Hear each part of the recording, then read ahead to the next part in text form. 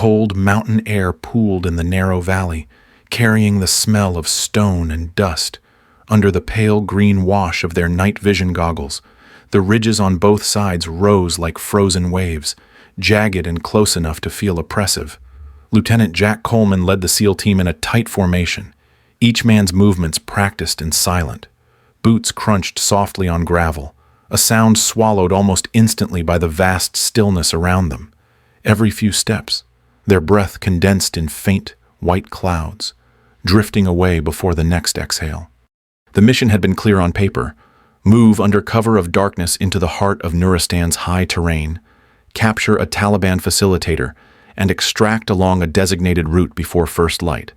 The valley was a calculated choice, remote enough to keep civilian eyes away, narrow enough to control movement. But even the most controlled plan could falter when friction found a way in. Tonight, friction arrived in the form of intermittent static in their earpieces, a dry, unnatural hiss that came and went with no rhythm. Coleman slowed the team at the base of a steep incline. The men dropped into a half-crouch, scanning the ridgelines while he lifted his wrist-mounted GPS. A faint red glow lit his face as he checked coordinates.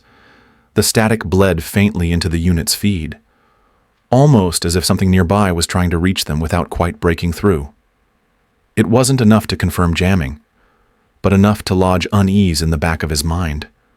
He raised a closed fist, then two fingers, signaling a cautious advance. The valley amplified quiet. Without wind, without the faint rustle of leaves, the silence became a physical presence. It pressed against them, each footfall an intrusion.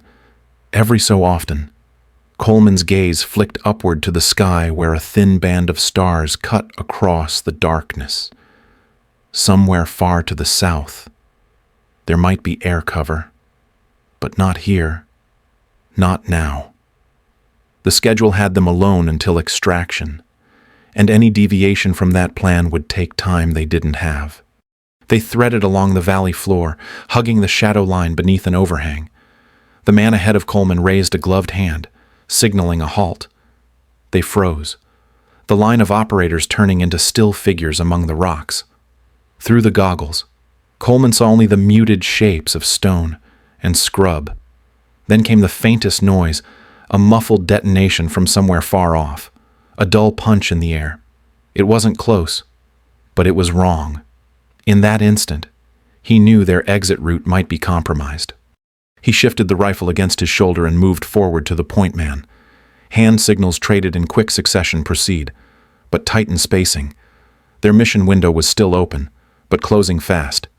The static returned, this time lingering for a full 3 seconds before clearing. Coleman forced himself not to dwell on it. Without confirmation, it remained interference, not sabotage. That was the line between moving forward and stalling out in uncertainty. The team passed beneath a cluster of boulders that loomed like sentinels. Shadows pooled at their bases, darker than the night itself. The NVG glow rendered every edge sharp, every movement just slightly too fluid to feel real.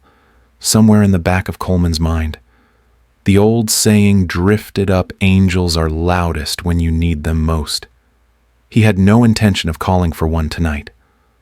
The emergency beacon was still clipped to his vest, dormant. A last resort he hoped would never leave its pouch. They moved on, the cold settling deeper into their joints. Each man was a link in a chain of discipline, bound by silence, aware of how quickly the mountain could turn against them. The plan was still in motion, but already he felt the first tremors of change beneath its surface. In modern war, vulnerability often arrived without warning, invisible until it decided to make itself known. Tonight, it was somewhere ahead in the dark, waiting for them to step close enough to feel it. The first burst of gunfire came without warning, cracking through the night like tearing canvas. Coleman hit the ground instinctively, the valley exploding with light and sound as muzzle flashes flared along both ridges. Tracers whipped overhead, their pale arcs burning after images into the night vision glow. It was a perfect kill zone, narrow enough to trap them, steep enough for the enemy to fire down with impunity. The SEALs returned fire in short, controlled bursts, brass clattering against rock, but the volume coming at them made it clear they were already behind. In seconds, the comms were gone. The dry hiss of static cut off completely, leaving only the mechanical rhythm of gunfire and the sharp crack of rounds striking stone. Coleman glanced at his GPS. The feed was frozen, its position marker locked in place, and the drone relay was gone. They were blind, and on their own. An RPG screamed over the valley floor, a sudden streak of light that detonated against the cliffside. The concussion rolled over them, showering their position with stone fragments. Petty Officer Ryan Hale went down hard behind Coleman. The shout was half swallowed by the chaos, but Coleman saw the bloom of dark on Hale's shoulder as he tried to push himself up. Blood was already soaking through the fabric, his breathing quick and shallow. Another RPG hit somewhere above, rattling the rock ledge they'd used for partial cover. Coleman dragged Hale behind a larger boulder while another operator tore open a field dressing, wrapping it tight enough to slow the bleeding. The white cloth turned red within seconds. Smoke grenades hissed to life, filling the air with a swirling gray that clung low in the cold. It gave them partial concealment, but the dust thrown up by impacts mixed with it, turning the air into a choking haze. Coleman could feel grit between his teeth as he shouted orders over the din, sending 2 men to reinforce the right flank while the rest held the left. The enemy fire was coordinated, bursts alternating between sides to keep the SEALs pinned. Down the valley floor, shapes moved through the side gullies, shadowed figures slipping from cover to cover. They were cutting off the exit.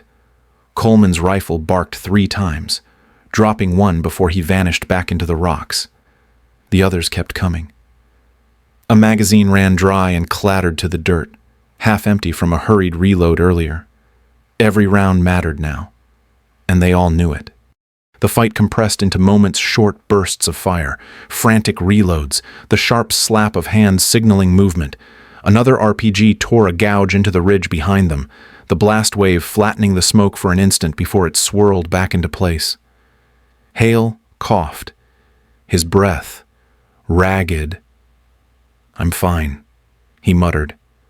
But Coleman heard the weakness in his voice.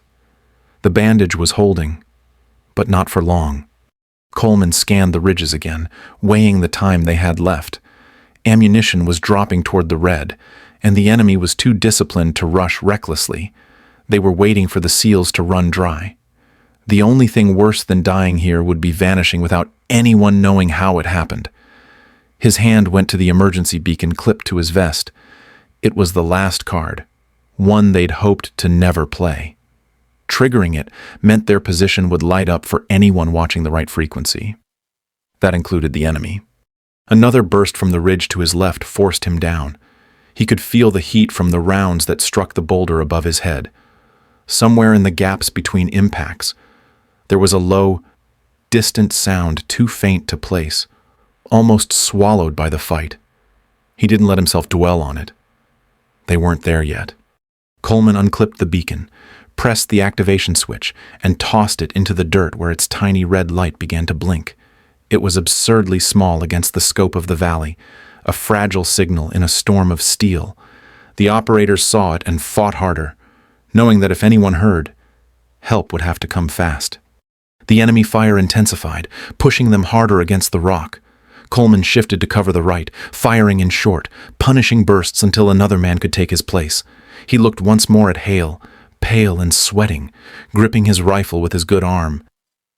Steel and flesh, Coleman thought, one holding the other together for as long as possible.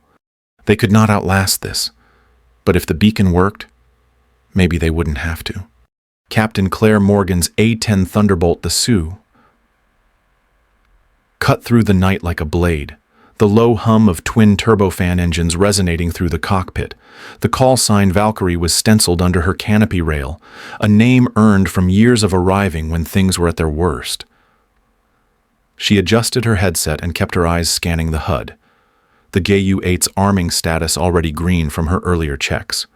Her kneeboard rested against her thigh, cluttered with handwritten notes on terrain features, ingress altitudes, and potential threat zones. The emergency beacon alert chimed softly in her ear.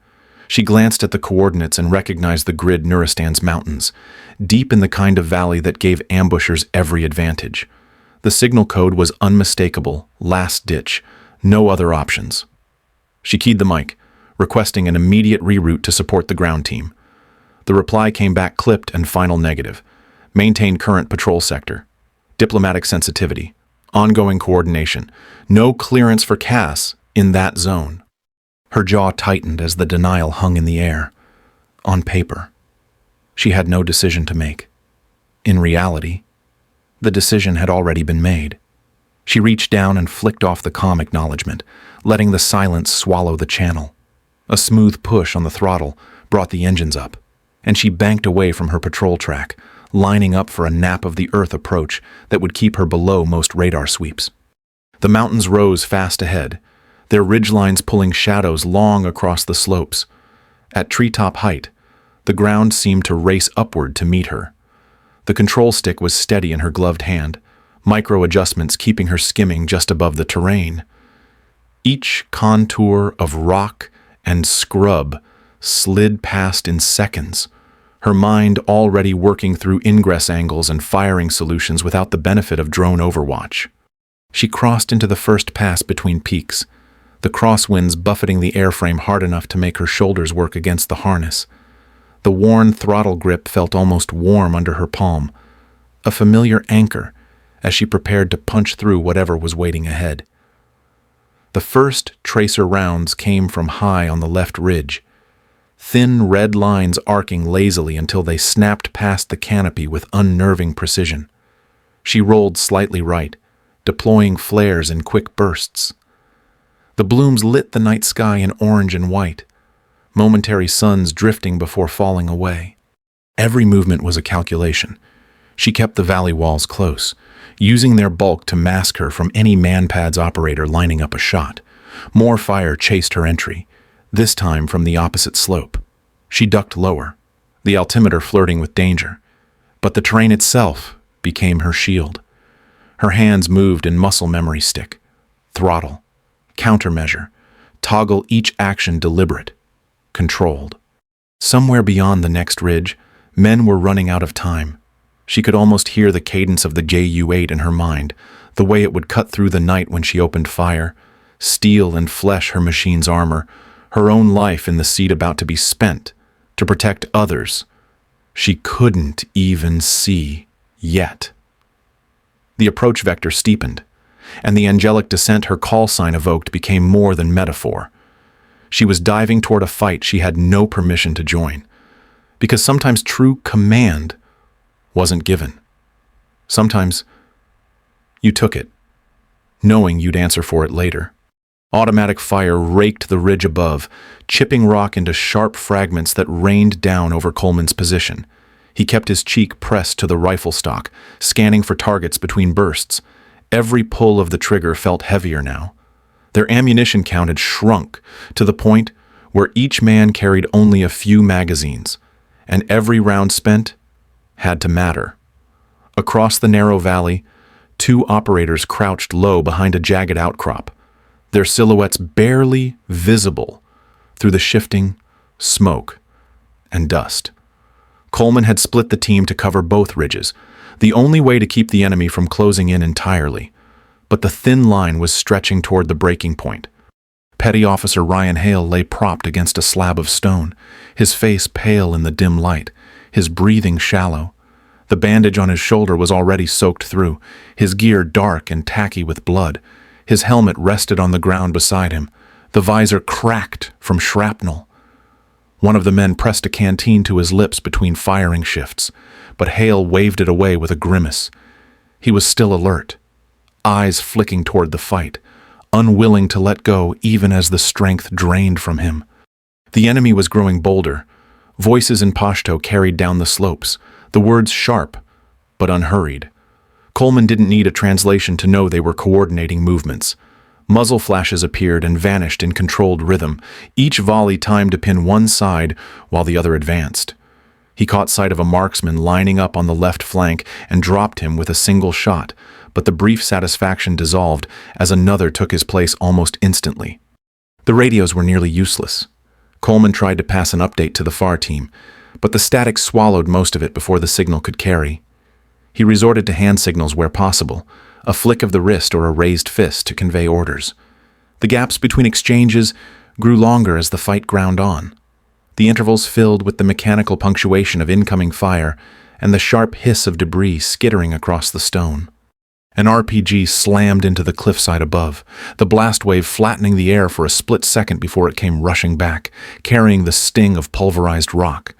The shock forced a cough from Hale, who tried to mask it with a curse. One of the operators near him chuckled under his breath, the sound edged with gallows humor. Coleman caught it and allowed the corner of his mouth to twitch. In fights like this, sometimes laughter was as much armor as the plates in their vests. Another burst came in from the right, closer this time, the rounds snapping past Coleman's ear.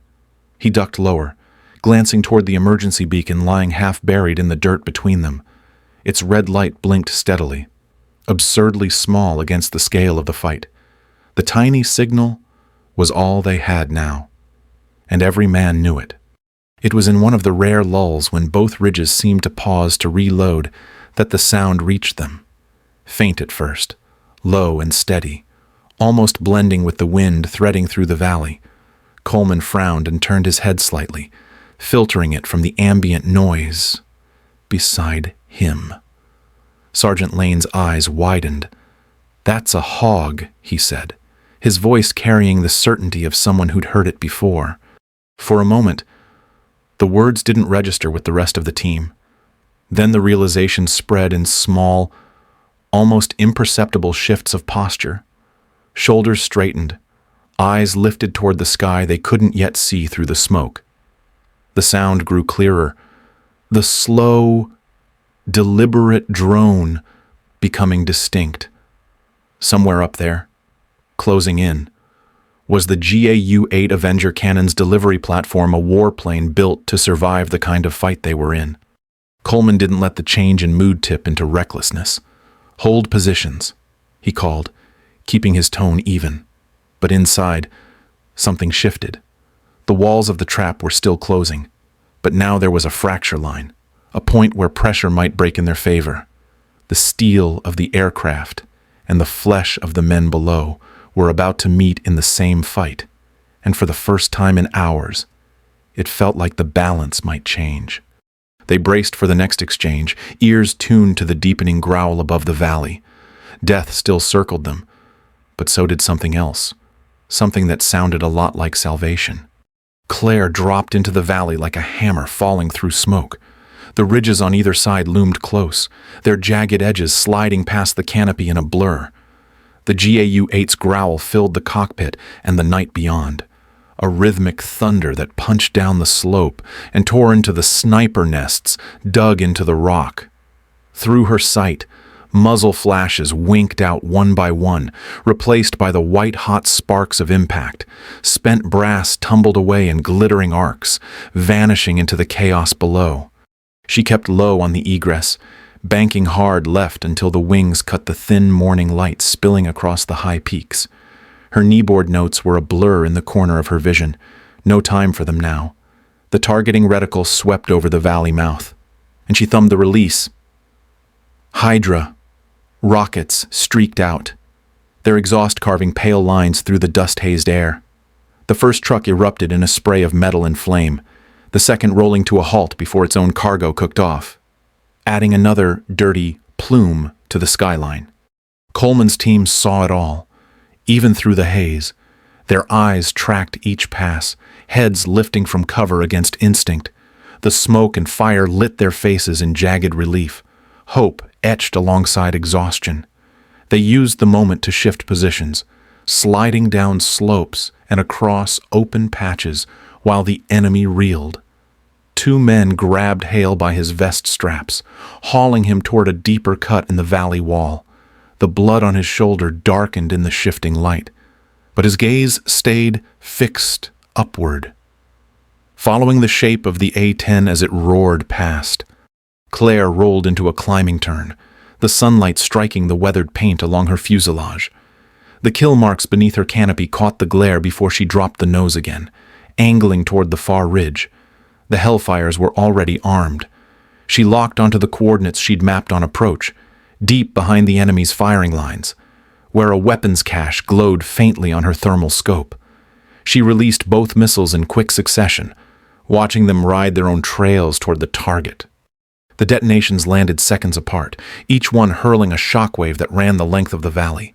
Dust lifted in thick sheets, blurring the lines between ground and air. Enemy fighters scattered, their fire discipline gone. Some broke into a run for the gullies. Others simply froze. The walls of rock no longer the safe perches they'd been minutes earlier. On the valley floor, Coleman's voice cut through the short-range net, sharp and direct. The team moved fast, recovering dropped magazines from spent positions, redistributing what little ammo remained. A belt of linked rounds was yanked from an abandoned position and clipped to a saw. The gunners grinned tight and humorless. Every man knew the window was small. But for the first time all night, they had room to breathe. Then the warning call came from one of the far flank operators. An RPG crew had set up on the high spur to the north, their launcher already up on the shoulder. Claire saw it at the same instant, a shape too steady in the dust. The flash of launch lit the ridge and instinct took over. She shoved the stick forward, dropping her nose into the terrain, the valley floor surging up to meet her. The rocket's smoke trail sliced the air above where she'd been seconds earlier. The ground came so close she could see individual boulders slide past under the wings. She hugged the contour until the ridge hid her from the launcher's view, then pulled into a tight, punishing loop, the G's pressing her hard into the seat. She came up behind the spur, locking the Pipper onto the launcher team before they could reload. The GAU-8 thundered again, brass raining away in long arcs. The crew vanished in the spray of rock and dust, their position reduced to a smoking scar. The valley held its breath. The only sound for a few seconds was the low whine of Claire's engines as she climbed and leveled. Smoke thinned enough for Coleman to see the cleared ground in front of his position. Enemy bodies scattered among craters. The emergency beacon still blinked in the dirt, now an almost absurdly calm signal in the aftermath. Then the comms crackled with short-range chatter from the SEALs, the cheers low and fierce, carrying a weight no volume could add to. It wasn't celebration, it was survival's release. Claire didn't key her mic. She kept her circuit clear, eyes sweeping the ridges for any remaining threats. Her hands stayed steady on the stick and throttle, her breathing even. In the cockpit, she could smell the faint tang of heated metal, the afterscent of the GAU-8's work. Below her, the steel of her machine had shielded the flesh of men who now had a chance to see the next day. She made one last slow pass, her shadow stretching over the valley floor, before pulling away toward the ridgeline. Behind her, the dust and smoke shifted with the wind, revealing the ground she'd cleared, a fragile space carved out of chaos by precision, timing, and the will to act. The first Blackhawk came in low, banking hard to clear the ridge before dropping into the valley floor. Rotor wash tore at the smoke and dust, whipping it into violent spirals that clawed at the ground. The thump of the blades drowned out the sporadic small arms fire still snapping from the rocks above. Coleman signaled the approach, waving the team forward in short bursts between bursts of covering fire. Hale was moved first. 2 men lifted him under the arms, his boots dragging furrows through the dirt until they reached the open bay. Crewmen reached down, hauling him aboard in one practiced motion. The others followed in sequence, the rhythm automatic cover, sprint, climb, turn, to pull the next man. Magazine pouches were lighter now, some empty, but every weapon still pointed toward the ridges until the last operator was in. Overhead, Claire's A-10 circled with deliberate patience, her shadow cutting across the mouth of the valley like a warning. From below, she looked frozen against the pale slopes, a lone guardian keeping the ridges in check. Every time the helicopters flared for pickup, she adjusted her arc. ready to dive if a threat broke cover. The second Black Hawk lifted, its crew chief's arm signaling clear. Coleman clamped a hand to the harness strap beside him as they surged upward, the valley shrinking beneath them. The noise in the cabin was a muted chaos rotor beat, clipped comm chatter, the hiss of a medic's oxygen valve for hail. No one shouted, but glances passed between them, small nods acknowledging they were still here, still breathing. Claire watched the last helicopter climb out, its rotors flashing in the sun as it banked toward the south. Only then did she roll the A-10 low over the ridgeline, engines carrying her back toward base. The adrenaline that had kept her steady began to fade, replaced by the heavy stillness that came after any fight where the outcome could have gone either way. Back on the tarmac, the SEALs disembarked in a controlled rush, medics taking Hale immediately toward the field hospital. In the recounting that followed, the story of the strafing runs and missile strikes spread quickly, passed from man to man in the clipped precise language of operators. On a clipboard in the ready room, someone scrawled, "Last Angel," beside the mission log. The words underlined twice. Claire's landing was smooth, her taxi to the hangar unhurried. She popped the canopy and set her helmet on the A-10's wing route, leaving it there while the ground crew swarmed in. The air inside the hangar was cooler, smelling faintly of fuel and hydraulic fluid. Somewhere in the corner, a panel fan hummed, trying to push the heat away from the cooling engines. She was summoned before she'd even unzipped her flight suit. The fluorescent-lit debrief room was cold in both temperature and tone. Command listened, their questions sharp, but stripped of emotion. Her answers were equally precise timing. Altitude. Targets engaged. No more. No less. When it was over, a single sheet slid across the table. Unauthorized engagement. Pending review. Potential diplomatic repercussions. Later. She walked the hangar alone, the A-10 standing silent under the overhead lights. She rested a hand on its weathered fuselage, feeling the faint residual warmth of the mission. Outside, the sound of the Black Hawks faded into the distance, replaced by the steady hum of the base. The angels and thunder were gone from the sky, replaced by the quiet weight of what came next. Steel and flesh had returned intact, but not to celebration. In modern war, even the clearest rescue could wear the stamp of misconduct, leaving the truth to live only in the memories of those who were there. The review panel sat in a line behind a long table, their deep navy uniforms crisp under the fluorescent lights. Gold trim caught the glow, medals and ribbons forming neat rectangles over their chests. Claire sat opposite in her flight suit, still faintly marked with dust from the valley. The air in the room felt heavy, as though the walls themselves knew the outcome. The questions came in even tones, each one turning the mission over in careful increments. They didn't need to raise their voices to make their point. She had defied direct orders. When Jack Coleman took the seat beside her, he didn't look at her first. His eyes fixed on the panel, his voice steady as he recounted the moments between the beacon's activation and the arrival of the A-10. He listed the sniper nests silenced, the technical trucks destroyed, the hellfire strikes that broke the enemy's advance. His tone remained factual, almost clinical, but the truth was there in the details. Without that support, none of us would be here, he said, his gaze unblinking. The words hung in the air, joined by a silence that felt louder than anything else said that morning. The chair of the panel nodded once, pen scratching on a notepad. There were no further questions for Coleman. He was dismissed with a polite acknowledgement, the kind given to someone whose statement would not change the official record. Claire already knew what the report would say. She had seen the phrasing before, unconfirmed support. The kind of language that erases as much as it acknowledges, leaving room for deniability where the truth once stood. By the time she left the building, the light outside had softened into the early shadow of evening. The mountains formed a dark rim against the fading sky, and the base was settling into its own rhythm, the whine of generators, the distant clank of tools in maintenance bays. She walked the length of the hangar to where her A-10 waited, the smell of fuel and warm metal pulling her back to the fight in a way no written record could. The fuselage still held the heat from the day, and when she rested her hand against it, she could feel the faint hum of cooling systems winding down. Through the open hangar doors, the first low roll of thunder drifted in from the horizon.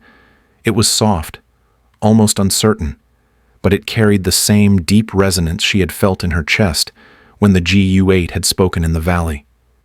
The sound faded into the distance, leaving only the layered hum of the bass behind her.